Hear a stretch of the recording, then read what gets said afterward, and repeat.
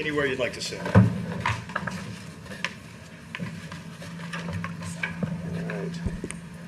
All right, thank you very much, Jay. I appreciate that presentation. That was very well done.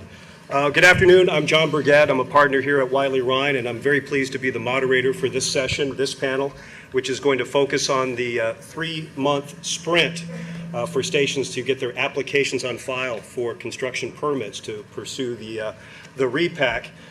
We certainly have a lot to pack into this Repack conference. Whoops, did I shut that? You broke it. I broke it. Well, in any event,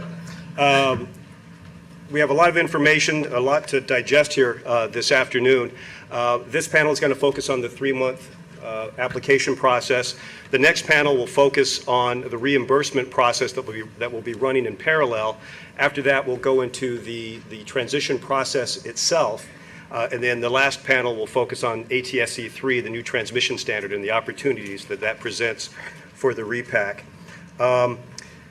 Extended bios for our distinguished panel are available on the agenda online, but very quickly I just want to introduce the folks up here with me right now.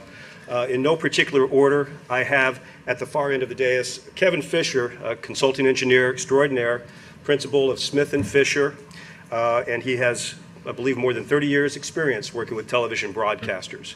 Worked with Kevin for a long time. To Kevin's left, we've got Michael Watson, who's a director of engineering with Great Television, which is a larger broadcast group owning and operating, I think, more than 60 television stations in 51 markets nationwide. And right next to me is my good friend Duran Bunkin, Associate Division Chief and Chief Policy Counsel with the Mass Media Bureau Video Division, and also a legal advisor to the In-City of Auction Task Force. I want to give a special thanks to Duran for helping coordinate the FCC's participation in this conference today. I think also in the audience, providing some support for Duran, a shout out to Mark Colombo with the Office of Engineering Technology. He's helped to develop the analytical tools that power the Repack effort. Is Kevin Harding here as well? He couldn't make it. Okay, so it's just Mark on the spot to help Duran. Let's just jump right in. I will say that we will leave some time for questions at the end, time permitting. Also, those who are viewing this on the live stream, there is a link on the website for you to email questions in, so we'll try to get those if we have time.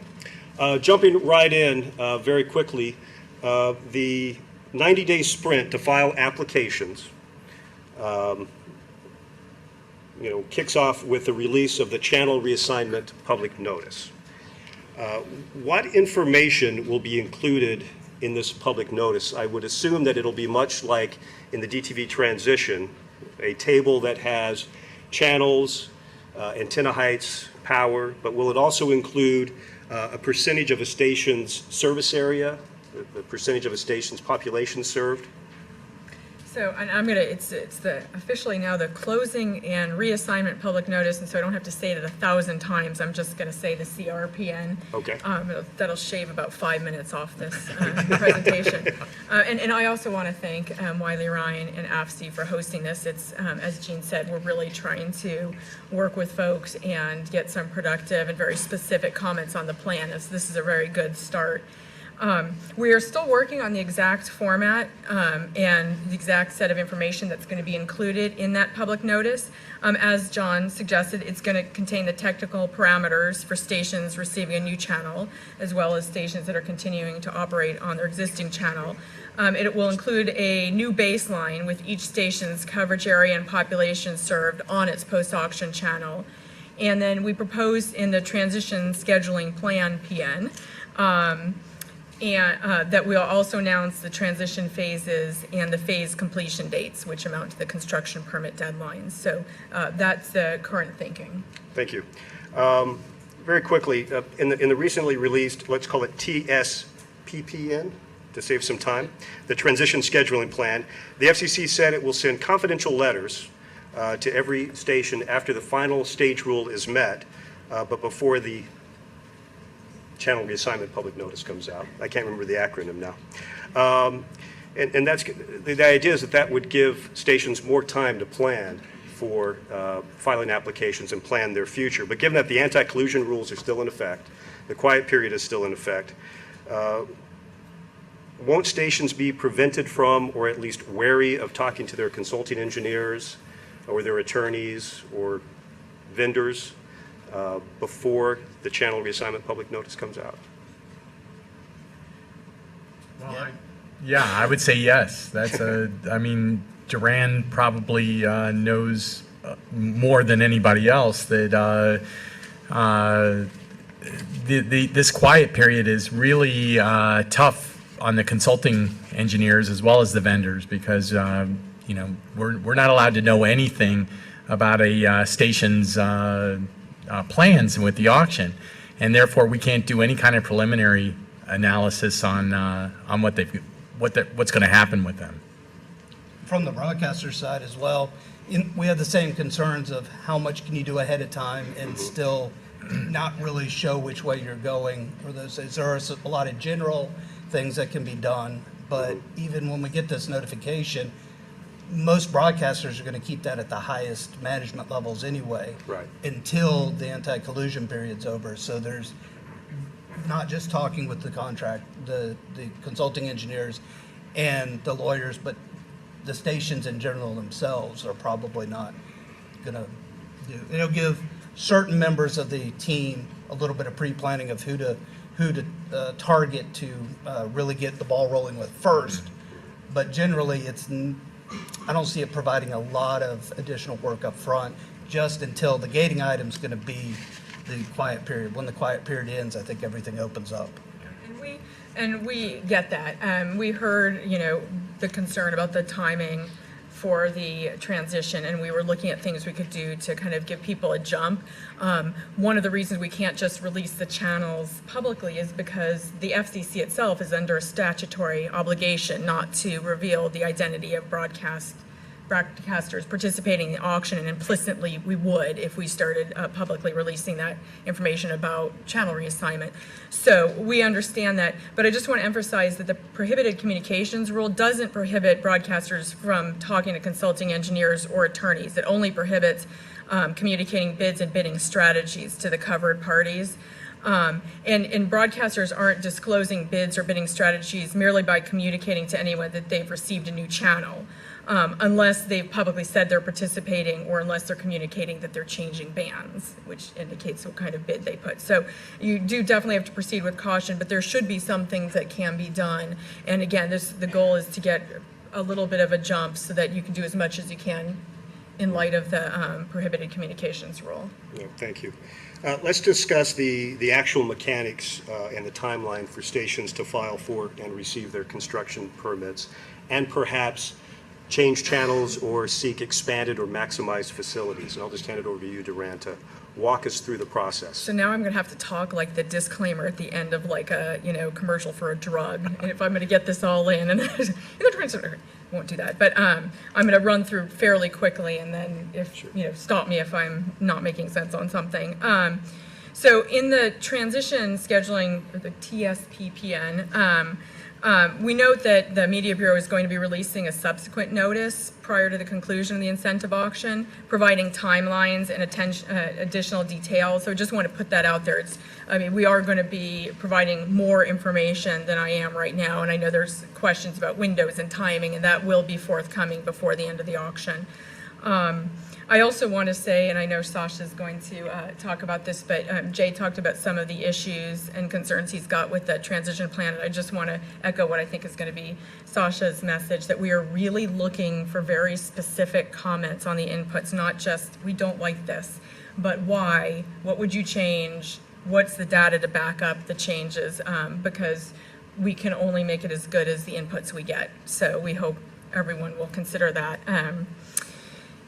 The information I'm providing at this point comes from the incentive auction report and order and other documents that are publicly available, in addition the rules that we put out. So this is all there, and then again, the details will be filled in later. So stations that are reassigned, that means stations that have been given a new station, the repacking process, and stations that have won a bid to change bands, so U to V or high V to low V, will all be transitioning during this window.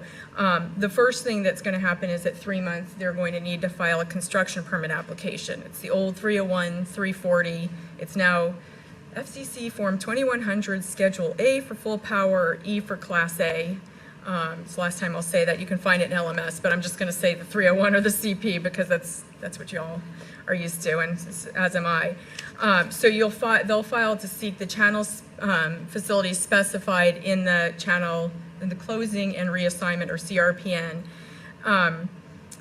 There is a potential to get a waiver of that deadline. We don't expect to grant many of those waivers because it makes it much more difficult to keep the transition plan going. But we will grant waivers for stations that demonstrate that due to extraordinary technical or legal issues beyond their control, it is impossible, not we don't like it, not we'd prefer something else, but impossible, truly impossible to construct the facilities assigned in the CRPN given and the slight variance that we allow. So it's a very, very, very narrow standard for stations that are unable to construct.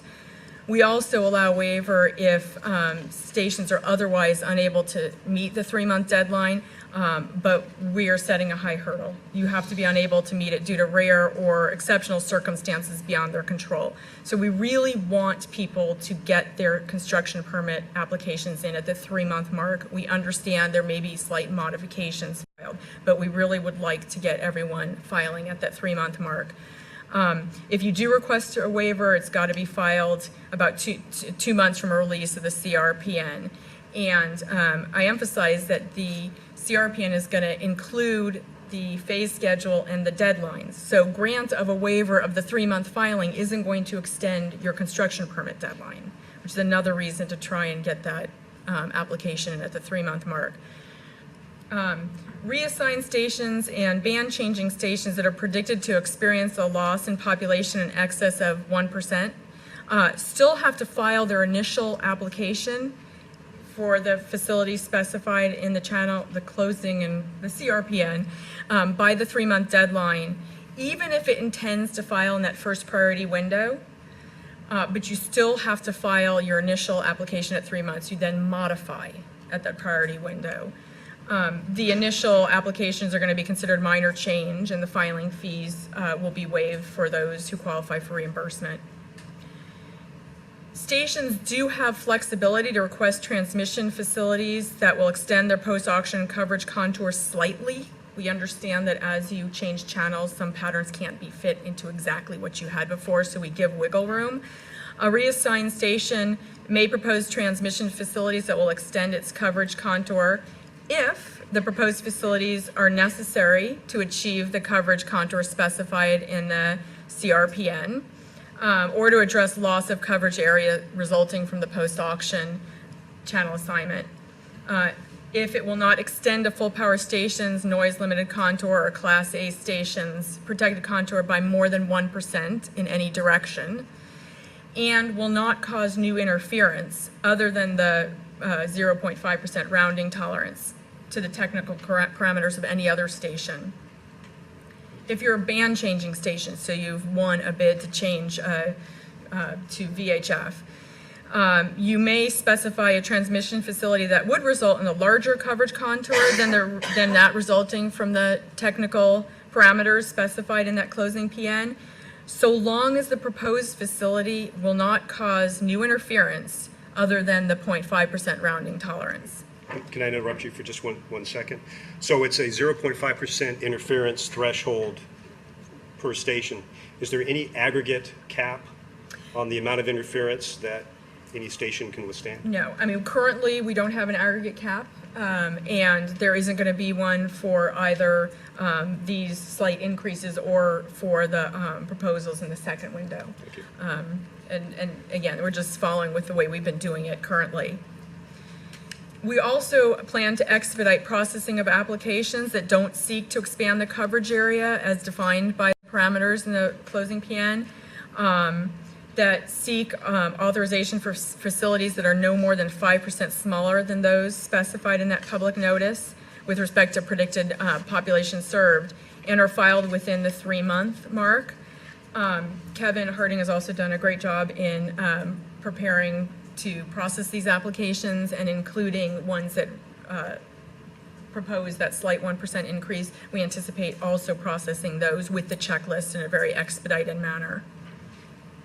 Keep going on the windows? Absolutely. Okay, keep going on the windows. So the windows, in the incentive auction report and order, we stated that after the staff substantially completes its processing of the initial applications filed at the 3-month mark, we're going to open 2 filing windows during which stations will have an opportunity to seek alternative channels and to expand facilities from those set forth in the closing PN. Applications for expanded facilities are limited to those that would be considered a minor change. So change in height above average terrain, ERP, antenna pattern, that kind of thing. Because these are minor change applications, they are not subjected to the local public notice requirement or to the 30-day petition deny period. In the case of a reassigned station, we'll consider as an expanded facility a modification that would extend the contour beyond the 1% in any direction from those specified in the closing PN.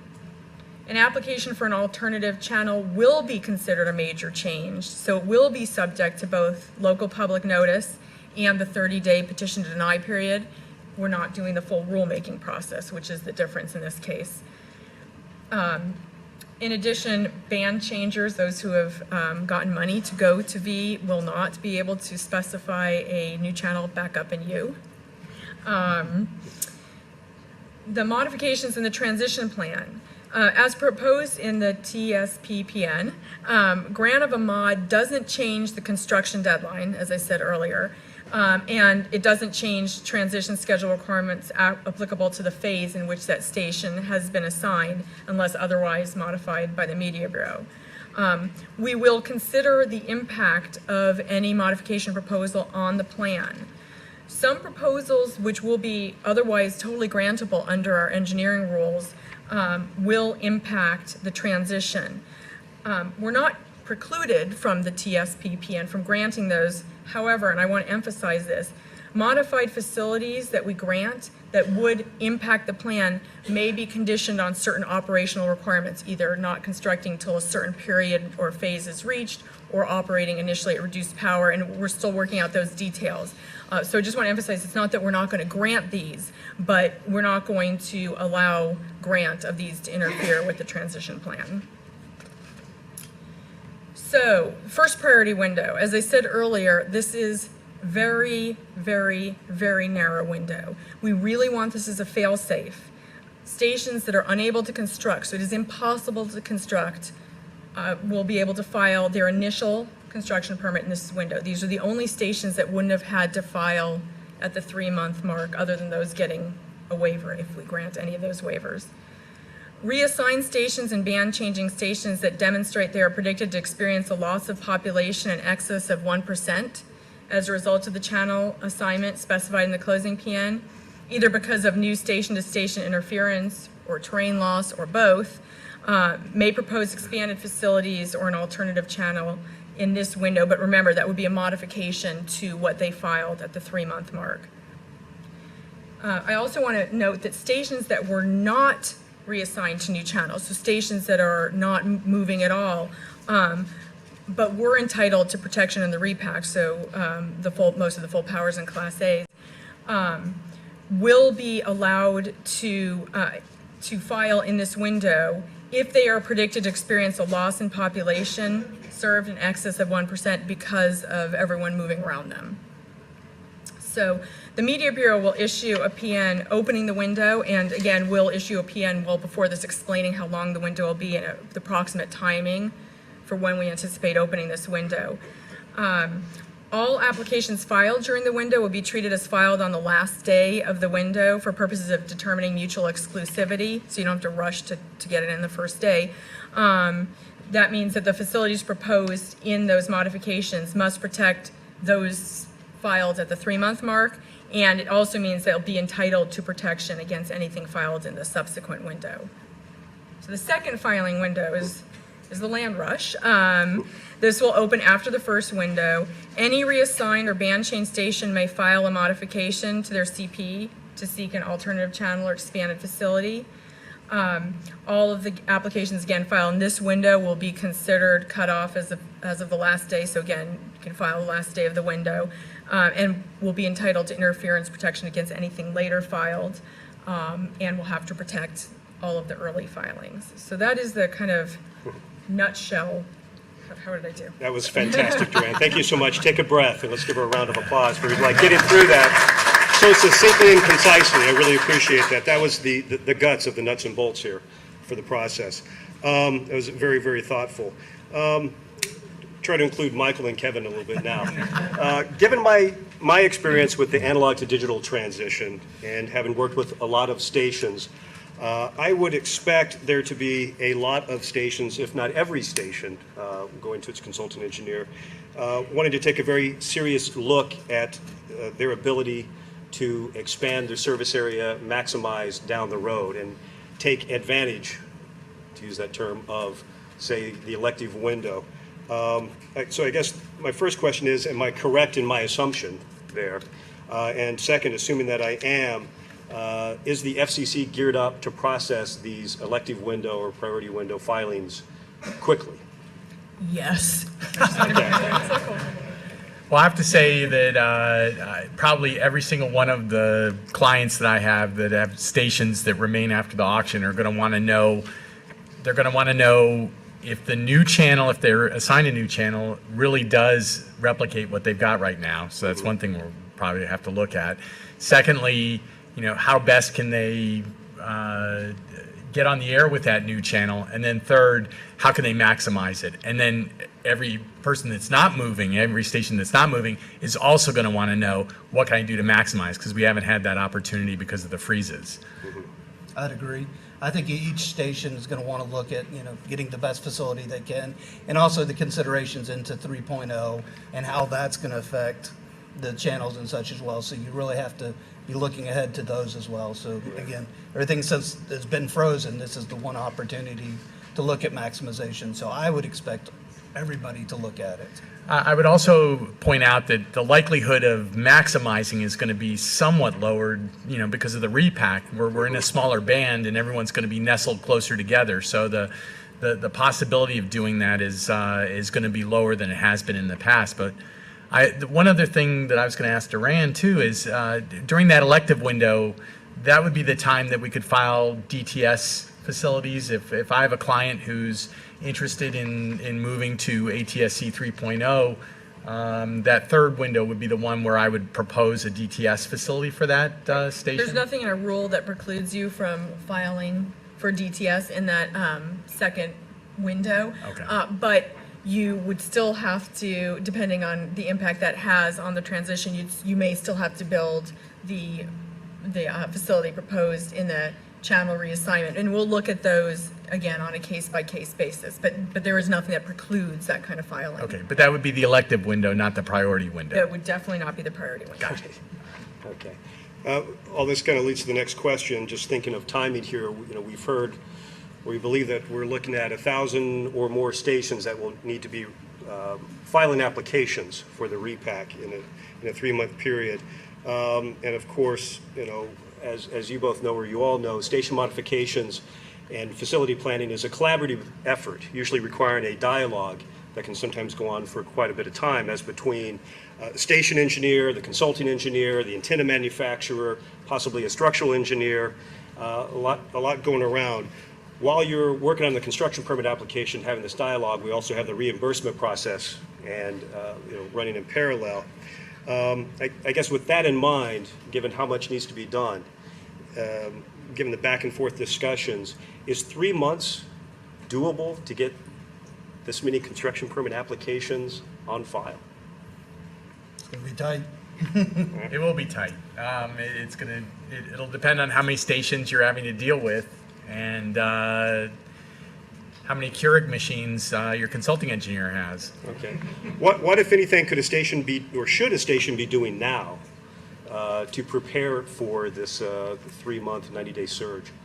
I think knowing your equipment, knowing your towers, knowing what transmitters that may not be 10 or 20 years old, but maybe 5 years old, and be more broadband capable, the antennas that are broadband, and the antenna lines and such. So have all that information kind of at your fingertips, so when the confidential letter does come out, you can start looking at those items. Also know your towers, know where your towers are and such, because if you do have to build out a secondary facility on the tower, you know, it's got to meet the G code. So there's a lot of just knowing where you stand right now, this minute, which we all should anyway. But knowing that and having that prepared, so once the anti-collusion period's over, you don't have to go find all that information and getting started.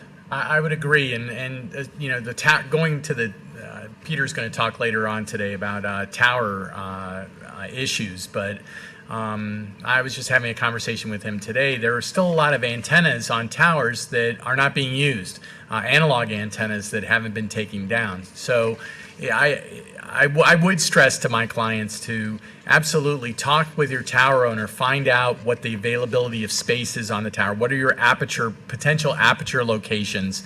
You know, obviously you can't tell channel numbers right now, but you can get some knowledge about the tower itself and what needs to be done to get that tower ready. Another thing that I would also suggest you at least give some thought to right now is ATSC 3.0, because if we're looking down the road at single frequency networks, that could easily play into the decisions that get made in the applications that get filed during the 3-month period, as well as these 2 windows that are going to open up. And I think if you're smart about it, you can minimize costs by doing some forward thinking on that. So giving some serious thought to ATSC 3.0 and where you want to go with your station would be really important. I like Bob Weller's suggestion too, that you encourage for the attorneys out there that your clients touch base with their consulting engineers, so it's not, you know, April 14th going to the tax consultant for the first time. I mean, really make sure that they use them as a resource about things that they should be doing, and for the consulting engineers to reach out to clients and make sure that they're aware of what's going on. We are trying to make sure that when we put things out, we don't just put it in public notice, but also call the usual suspects, you know, APTS, NAB, AFC, but you know, you being eyes and ears and helping talk to the industry is really helpful to get them thinking, as Michael and Kevin suggested. Great. How much thought needs to be put into, in the planning process, interim facilities and STA facilities, reduced power, side mount towers? That, I think it's really going to play into the age of that equipment. If you have good broadband, a transmitter, that you may not want to replace the whole transmitter in that sense. You're going to need a temporary facility while you make the modifications. So really, it's going to really play on kind of the age of the equipment and how agile it is, and how much do you want to buy all brand new for a transmitter you might have bought 3 years ago, if it turns out that you're able to make a channel change without replacing the whole transmission system, just select parts of it, but still staying on the air at the same time. And as far as antennas go, that's going to be a huge deal.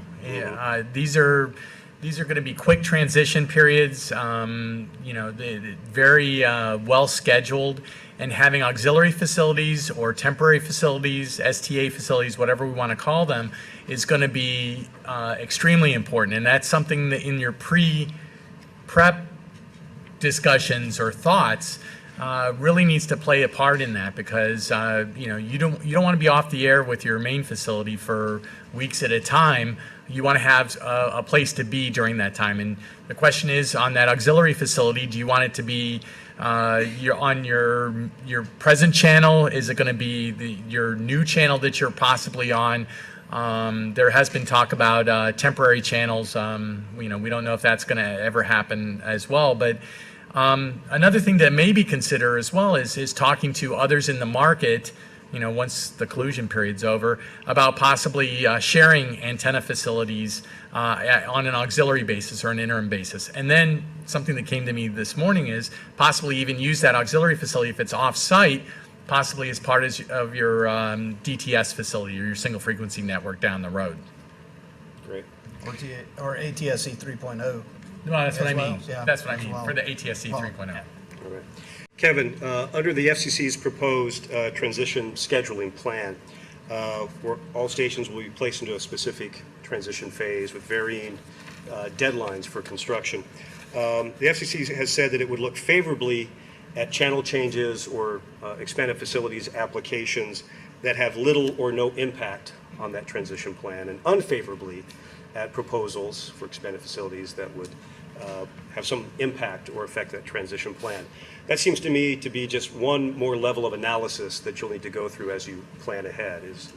That's absolutely. Okay. I mean, How are you able to do that? Well, good question.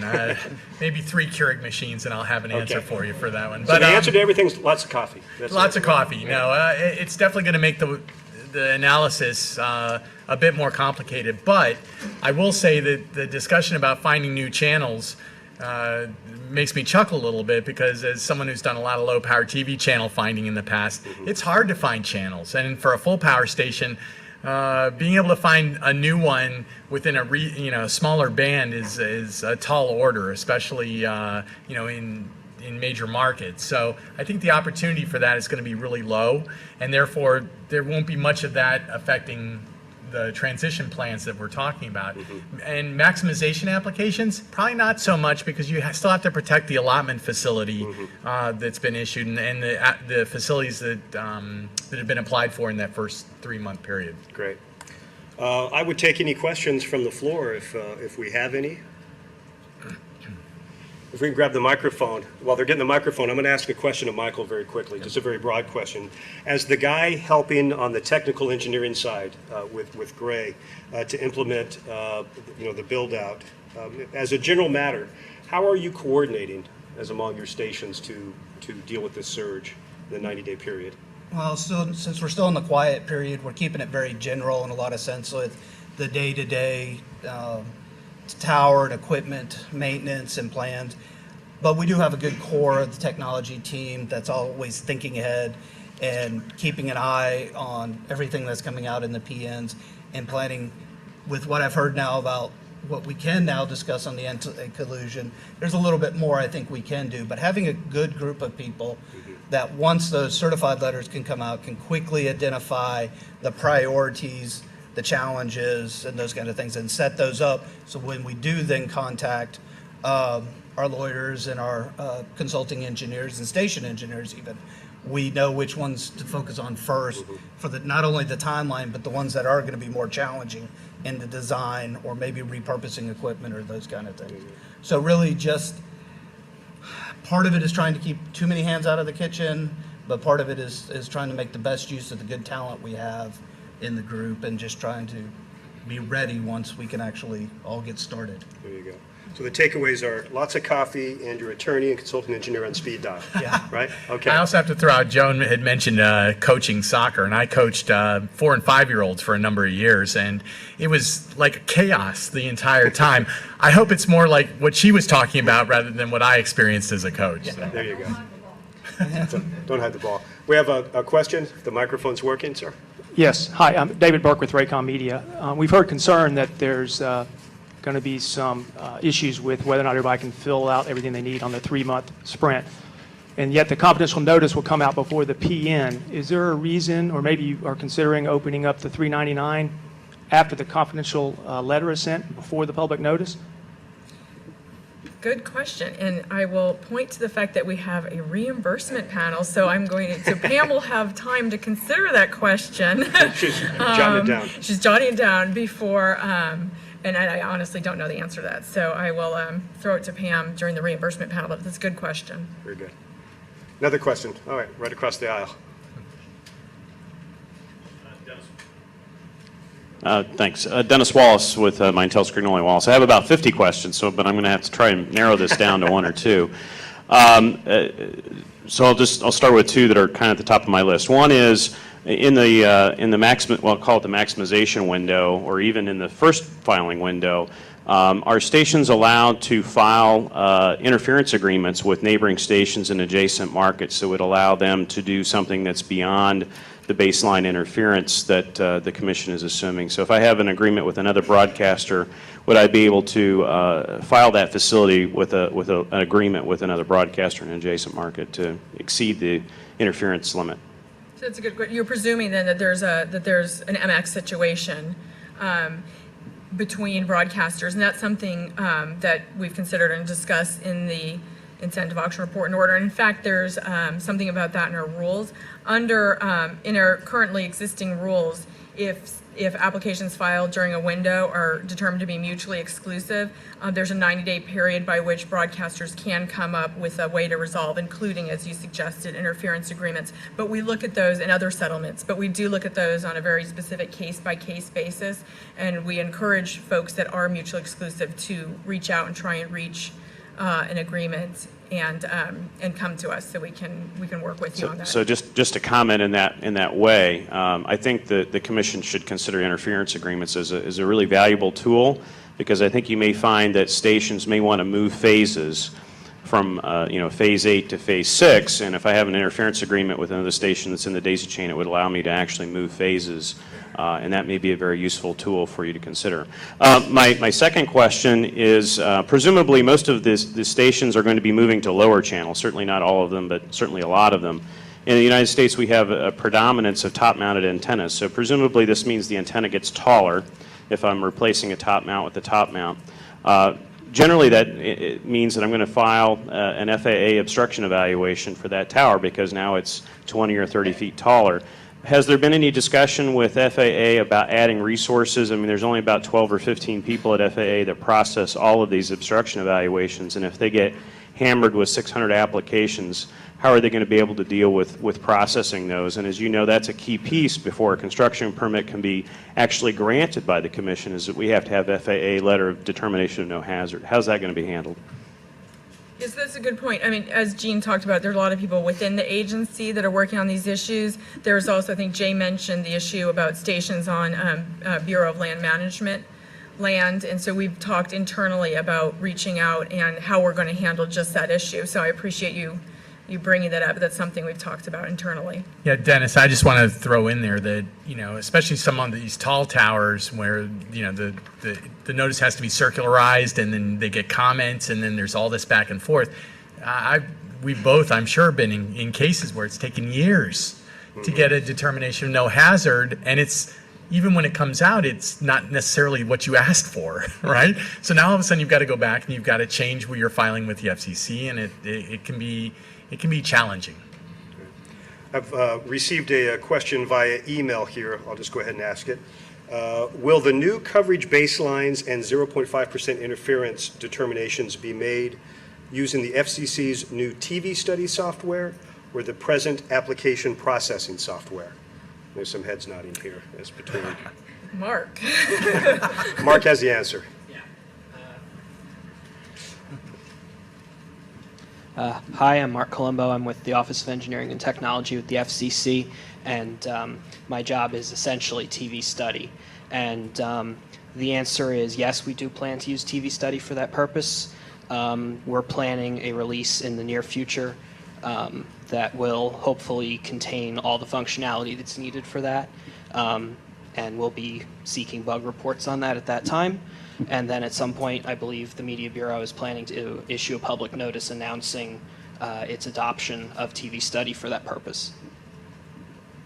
And another question via email here.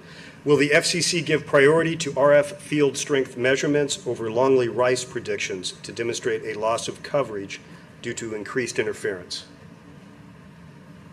I'm guessing that comes from a member of AFC. Yeah, I mean, if the question is, do we have selection priority within the windows? No, we don't. That's right now. We just ask that if there's an MX situation, the parties have the flexibility to reach some kind of agreement among themselves. But right now, there's no selection built into the process. Any other questions from the audience? Here's one over here on the side. Yeah, on the question regarding the FAA, my experience has been there's been a significant number of stations, particularly in the east, who have built to the maximum height. And I can't see any hope from the FAA changing that magic number in every case in 1949 or whatever it turns out to be. My former employment, when we upgraded some antennas, we reduced antenna gain for better null fill, and we actually put a piece of pipe on top to keep our height. But that doesn't solve the first question. But you may have something that's a way out of it.